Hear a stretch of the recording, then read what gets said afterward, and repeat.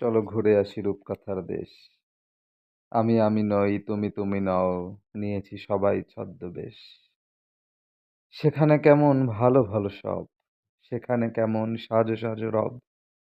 বিষণ্ণ কেউ দাঁড়িয়ে সেথা নেই, মন খারাপি খবর কথা নেই। খাবার জোটে সবার ভরপেট, পুজোর জামা সিল্ক জর্জেট। তোমার পাড়ায় আমার মানা নেই, তোমার মুখেও পর্দা টানা নেই।